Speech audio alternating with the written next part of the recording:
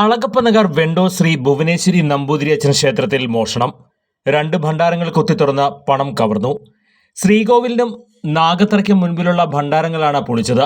നാഗത്തറയ്ക്ക് മുൻപിൽ നിന്ന് ഭണ്ഡാരം കുത്തിത്തുറക്കാൻ ഉപയോഗിച്ച ഇരുമ്പ് കമ്പി ഉപേക്ഷിച്ച നിലയിൽ കണ്ടെത്തി. 3 മാസം മുൻപാണ് ഭണ്ഡാരത്തിലെ പണം എണ്ണി തിട്ടപ്പെടുത്തിയെടുത്തത്. ഏകദേശം 30,000 രൂപയോളം നഷ്ടം കണക്കാക്കുന്നതായി ക്ഷേത്രം ഭാരവാഹികൾ അറിയിച്ചു. പുതുക്കാട് പോലീസ് സ്ഥലത്തെത്തി അന്വേഷണം ആരംഭിച്ചു.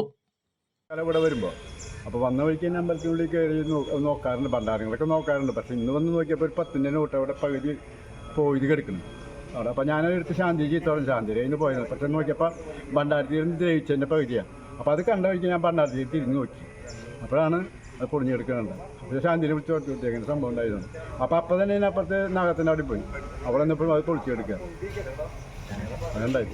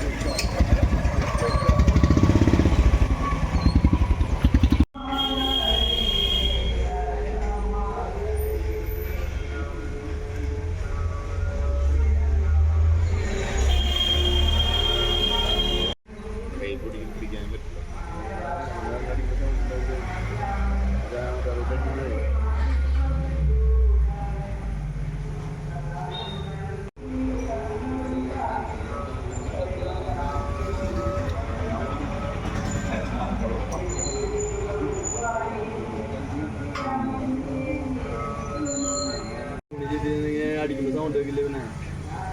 പിന്നെ അകത്തില്ല എന്താ നോക്കുകയാണല്ലോ. അപ്പോൾ